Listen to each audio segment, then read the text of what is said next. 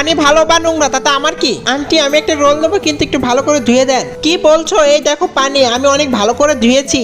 এই নাও, অনেক মজা করে খেয়েও নাও। Thank you aunty. দাঁড়াও পিয়া, ওই দেখো আন্টির হাতে প্রয়োজন।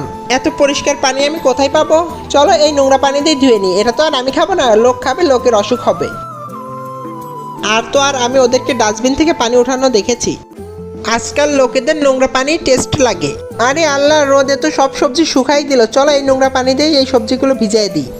সি সি, ওরা কত নোংরা। আরে রাজা দেখো, এই ফলটার রং উঠে যাচ্ছে, কিন্তু কেন?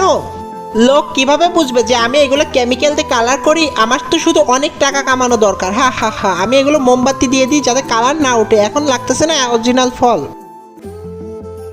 রাজা, মার্কেটে সব 2 নাম্বার, আমাদেরকে প্রতিবাদ করতে হবে।